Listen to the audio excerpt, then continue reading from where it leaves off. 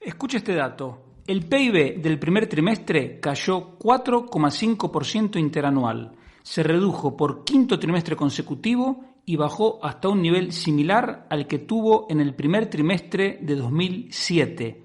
La peor gestión económica y sanitaria de la pandemia de toda Europa nos hizo retroceder 14 años. Empezamos.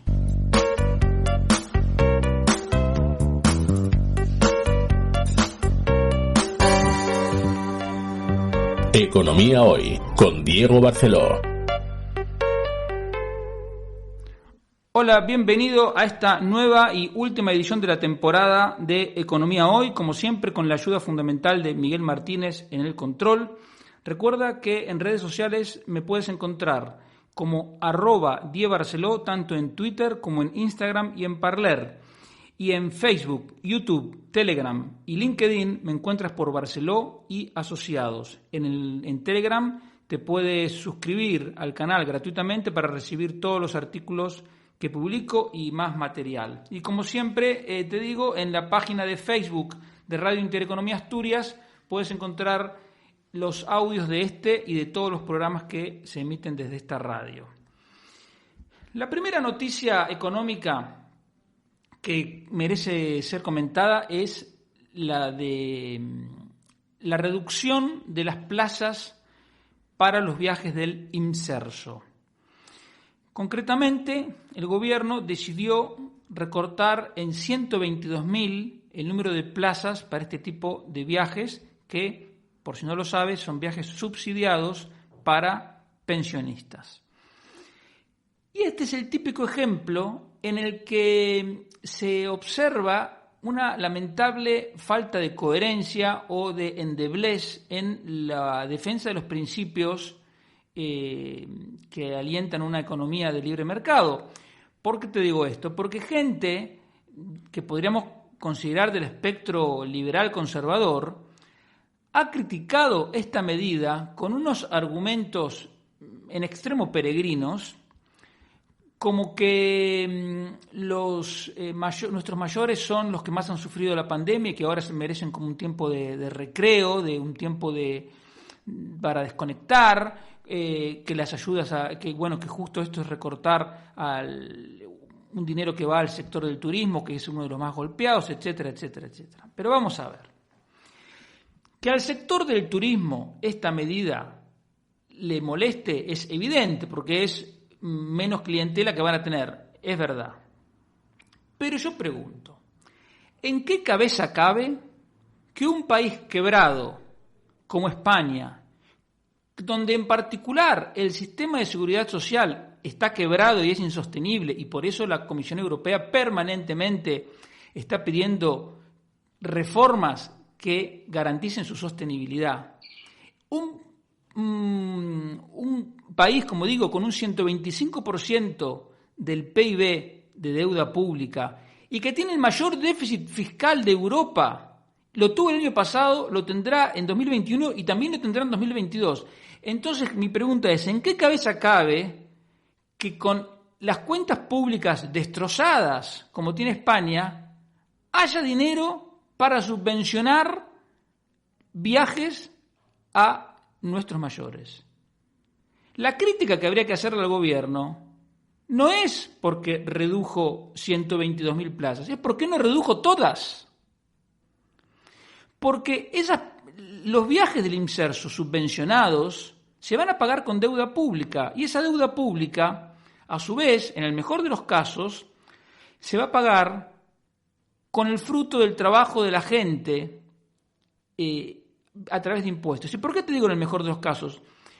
Porque el gobierno hace de cuenta que la deuda pública no existe y entonces despilfarra dinero, porque ya me contarás, si no es despilfarrar dinero, un país como España, con las cuentas públicas como las tiene. Es como si una familia tiene una hipoteca de 2 millones de euros y se va de vacaciones.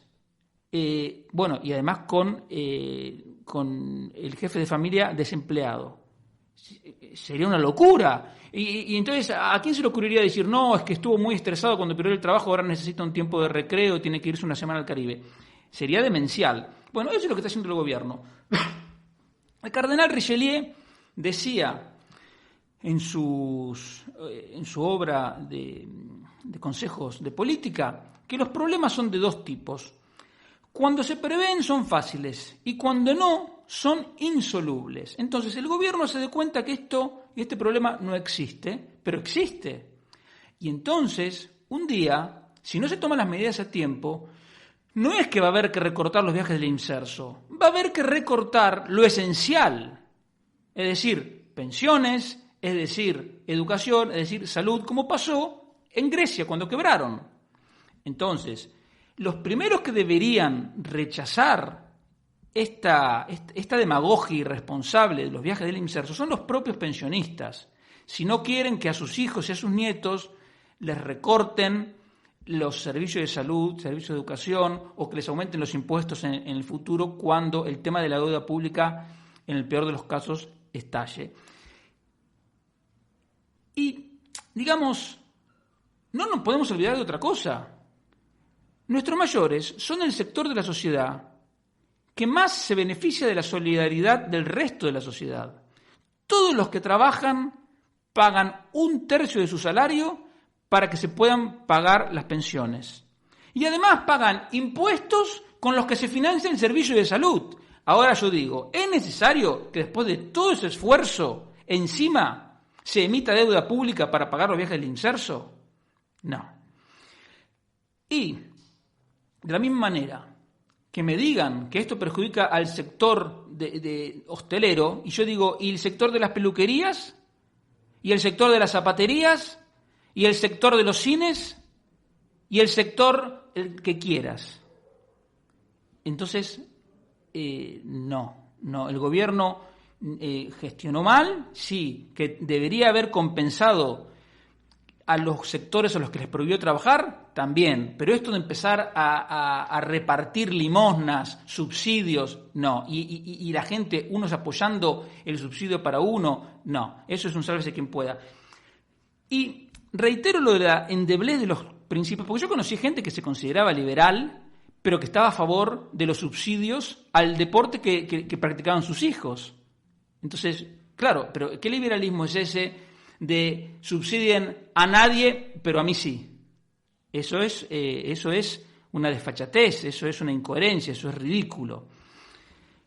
Entonces digo, una vez más, lo primero que tendrían que rechazar esto son los propios pensionistas, porque de los políticos no podemos esperar nada, porque a Pedro Sánchez, a las dos Montero, a Calviño, a ellos les importa 3 pitos el tema de la deuda, porque ellos saben que en cualquier circunstancia van a seguir teniendo trabajo, porque hasta Pedro Sánchez, que es un perfecto inútil, él podría escribir otro libro, porque, digamos, él es capaz de empezar un libro escribiendo que volvió a cambiar el colchón, es perfectamente capaz. Y como es un presidente de un país que sigue siendo importante como España, podría dar hasta conferencias. Entonces a él nunca le va a faltar trabajo. Pero tú, que trabajas en un bar, tú que trabajas en una peluquería, en una zapatería, en un restaurante, tú sí puedes perder todo. ¿Y dónde va a estar Pedro Sánchez cuando reviente la deuda? Y cuando tú te quedes sin trabajo. Él va a estar en Honolulu. Entonces, de los políticos no podemos esperar nada. Somos nosotros mismos los que nos tenemos que autodefender.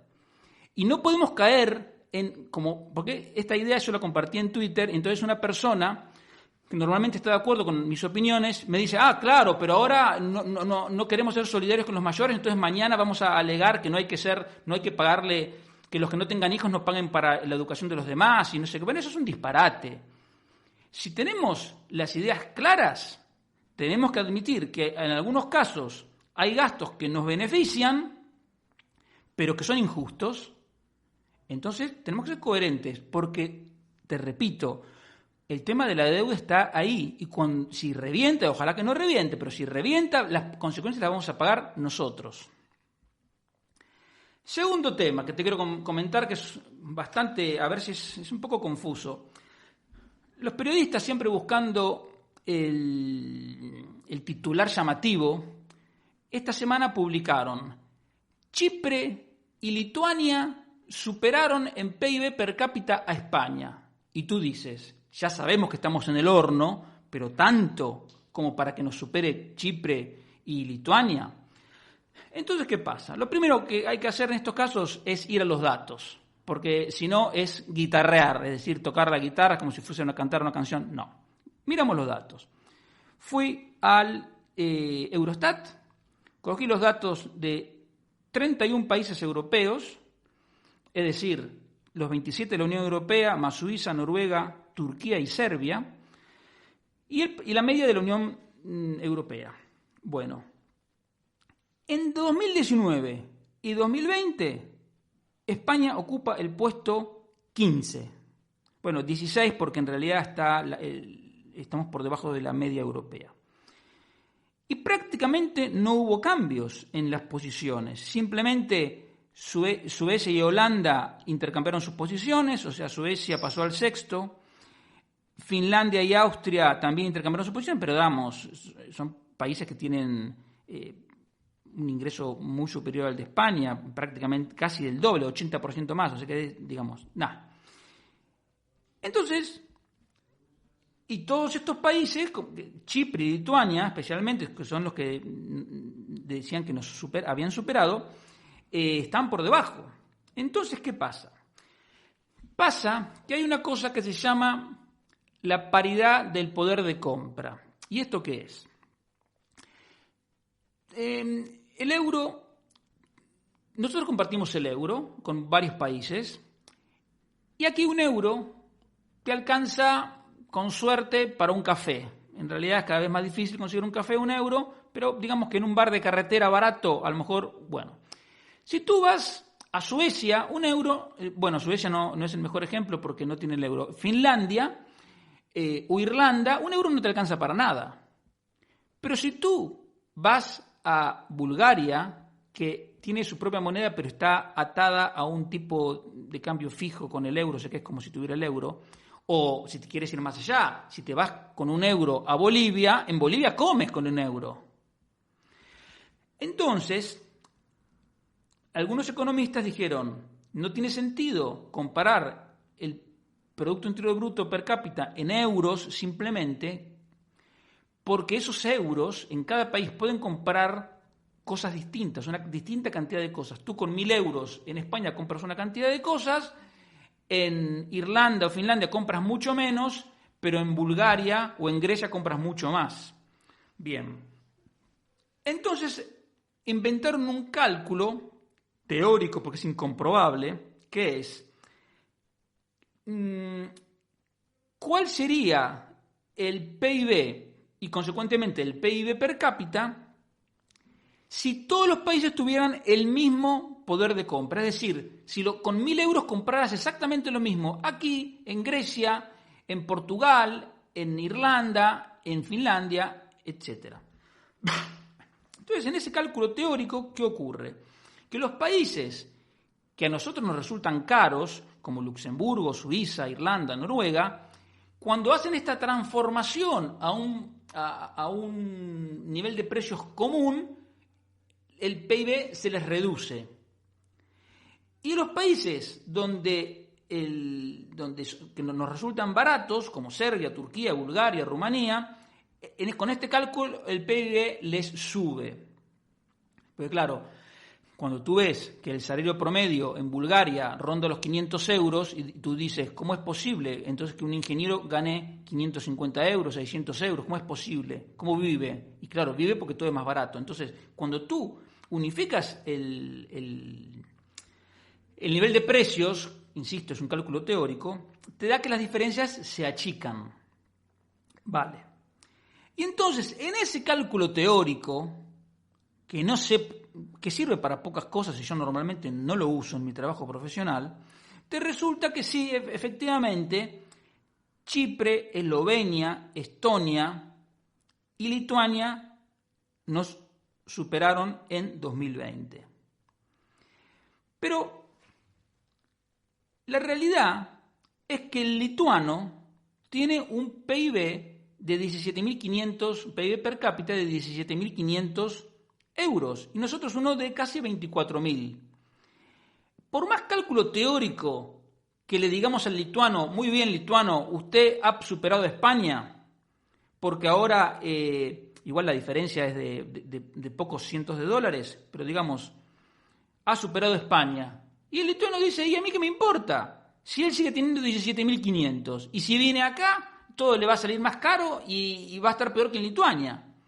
Entonces, a lo que voy, son cálculos teóricos, valen para un titular de prensa, pero efectos prácticos no sirven para mucho, por no decirte para nada. Puede tener utilidad en alguna investigación específica, o si tú, por ejemplo, una persona que va a invertir a un país, entonces quiere saber cuánto tiene que pagar de los salarios, más o menos, entonces puede hacer sus cálculos y le puede servir para algo, pero en principio te digo, esto no sirve para mucho. Pero este cálculo, sin embargo, cuando lo hacen, no te dicen, no, estamos comparando con el nivel de precios estandarizado. No, eso no está claro, entonces la gente se confunde. Entonces, te voy a dar el ejemplo más importante de todos. Se viven llenando la boca de que China ha superado en PIB a Estados Unidos. Pues bien, tú vas y cuentas los dólares reales, y resulta que el PIB de Estados Unidos es un 40% más grande que el de China, ¿sí? Pero cuando haces este cálculo teórico con un dólar del mismo poder adquisitivo, te encuentras que el PIB de Estados Unidos es un 13% menor que el de China. Y entonces como que China lo superó.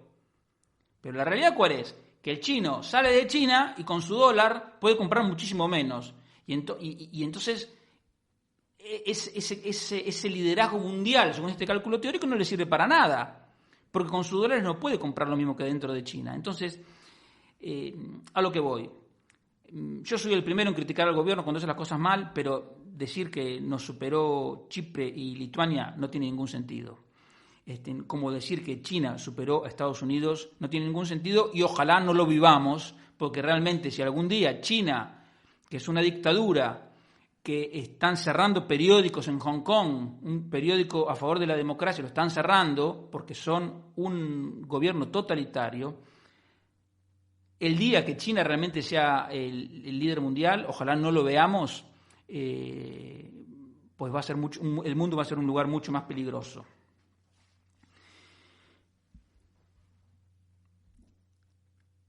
Te comentaba al comienzo el tema del PIB, que salieron los datos, porque con el PIB también se hace otra confusión. Primero sacan un dato de PIB adelantado, todos los medios publican el PIB subió tanto, cayó tanto, lo que sea, y luego, 30 días después, sale otra vez la publicación de los datos tampoco definitivos, cuasi definitivos, porque siempre después se revisan. Entonces la gente se lía con toda razón. Yo lo que hago, los datos preliminares ni los miro. Pero digo, ¿para qué los voy a mirar si en 30 días tengo los datos más definitivos, digamos? Y los que salieron ahora son estos que son más definitivos, porque como te acabo de decir, no son totalmente definitivos porque siempre se revisan. Dentro de lo malo, porque si el PIB cae por quinto trimestre consecutivo, digamos, el dato no es bueno. Si el PIB está en el nivel que estuvo en el 2007, hace 14 años, el dato es paupérrimo, pero en realidad es peor, porque ahora en España vivimos 2,5 millones más de personas que en el 2007, por lo tanto, cada uno de nosotros toca a menos que en el 2007. Entonces, si miramos el PIB per cápita, estamos en el nivel del 2003, ¿sí? Entonces, cuando uno dice que el gobierno es inepto, que el gobierno gestiona mal, es por esto. Y esta es la consecuencia. Entonces tú dices, ¿pero cómo? Claro, porque hay gente que mantuvo su trabajo y que no nota gran diferencia. Claro, porque el PIB incluye a todos. Entonces, si hay algunos que mantuvieron su trabajo y no notan diferencia, pues hay otros que les rebajaron el sueldo, otros quedaron en paro y otros autónomos que quebraron. Entonces, pero los datos no mienten. Siempre está esa estupidez que dicen algunos de que las grandes cifras no nos sirven para nada. Las grandes cifras son fundamentales porque son los datos que nos incluyen a todos. Entonces, digamos. Si no... El dato es malo, en definitiva. Pero dentro de lo paupérrimo de estos datos, hay tres cosas que suben. Una, bueno, obviamente el consumo público, lo único que no conoce de crisis, siempre para adelante el consumo público. Las exportaciones de mercancías subieron un pelín, bien. Y la inversión en maquinaria subió un 14% respecto al primer trimestre del año pasado, muy bien. Pero el consumo privado cayó un 5%, la construcción un 12%, las importaciones totales un 5%. Entonces, ¿qué podemos esperar? En el segundo trimestre el crecimiento va a ser muy alto. ¿Por qué? Porque el año pasado, en el segundo trimestre, el PIB cayó un 22%. Entonces, cuando tú comparas contra una base de comparación tan baja, este año el PIB en el segundo trimestre puede crecer tranquilamente un 15%, pero no va a alcanzar a recuperar lo que se perdió el año pasado. Y después de que los datos del segundo trimestre muestran grandes recuperaciones, en todos los casos por el mismo impacto de la base de comparación,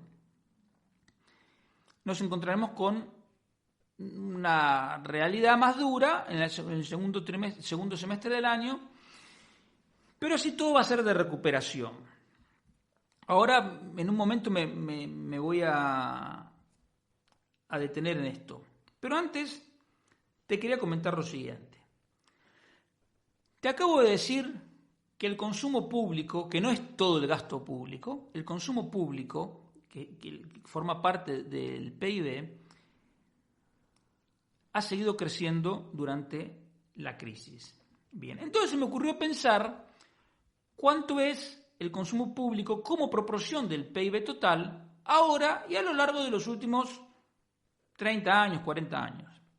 Entonces, me encontré que Felipe González, cuando llegó, el consumo público era menos del 15% y él lo dejó casi en 18% del PIB, o sea, creció.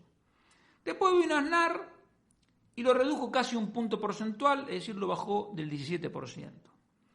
Luego vino ZP y lo subió casi 4 puntos, lo llevó hasta un máximo de 20,7%, que en ese momento era récord histórico. Después vino Rajoy, que es el único presidente que se fue con un gasto público inferior al que encontró al llegar, y el gasto público cayó al 18,5% del PIB, es decir, lo redujo más de 2 puntos porcentuales, es decir, el triple de lo que lo redujo Aznar. Y ahora vino el doctor Sánchez, y es el que más ha incrementado el peso del consumo público en el PIB, que está ahora en este momento en un máximo de 22,4%. Entonces, yo te pregunto, imagínate, no te digo, ni siquiera te pido el gasto público, el consumo público al nivel de cuando empezó Felipe González. Imaginémonos el consumo público como lo dejó al final Felipe González, que gastó todo lo que pudo. Bien, eso sería reducir el peso del consumo público en 5 puntos del PIB. Tú dices 5 puntos, no te dice nada, pero yo te voy a dar ahora un número que te va a decir mucho más. 5 puntos del PIB son 56.000 millones de euros, que el gobierno gasta más ahora que lo que gastaba Felipe González cuando se fue, después de haber incrementado mucho el gasto. ¿Eso qué significa? Te voy a dar una cifra todavía más concreta. Significa que el gobierno, para poder gastar esos 56.000 millones de euros más, nos quita a cada uno de los que trabajamos en el sector privado 3.500 euros por año. 3.500 euros por año es lo que te quita el gobierno por haber aumentado el gasto público a 5 puntos porcentuales respecto al nivel en que lo dejó Felipe González. Y luego, lo que es, porque digamos, cuando Felipe González se fue no estábamos en la indigencia, ¿sí? Había hospitales, había escuelas, se estaban construyendo las autopistas con dinero europeo, etc. Pero luego los políticos te dicen que no se pueden bajar los impuestos porque si no hay que cerrar escuelas y hospitales. Y eso es sonrojante de lo estúpido que resulta el argumento.